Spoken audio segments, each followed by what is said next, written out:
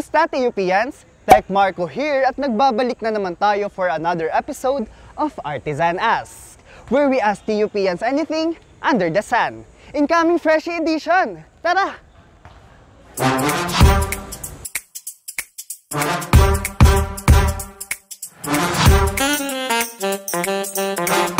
Automotive Engineering Technology. Childhood dream ko lang po na maging mekaniko.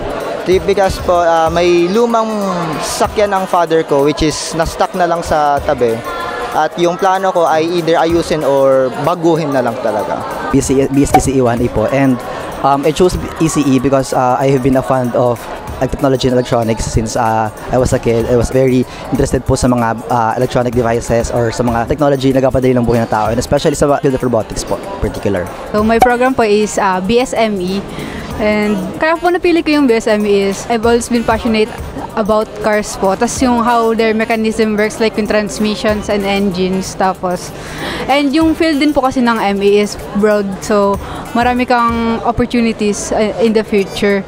And, ayun po. So, mostly, about cars lang po talaga. Dahil, ayun yung favorite ko since bata pa ako. BS Entrep 1A po. And, napili ko po siya kasi ang bala ko pong mag-teacher and kumuha po ng masteral after ko pong sa 4-year course.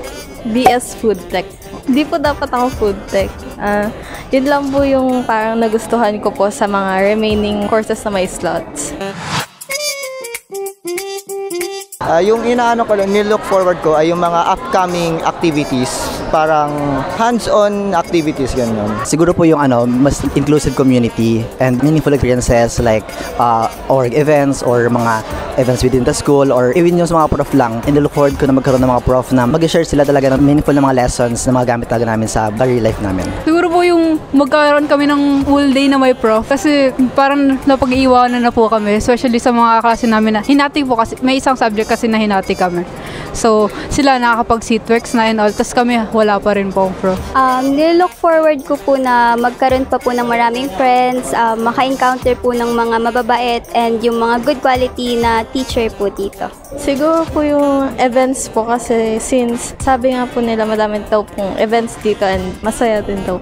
That's it, TUPians! I hope you will enjoy your stay here in TUP. Kayo naman ang papasok dahil gagraduate na ako!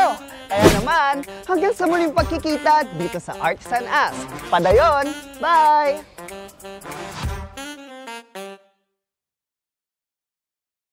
Future TUPians, tandaan, mahirap mang makapasok, ngunit mas mahirap makalabas.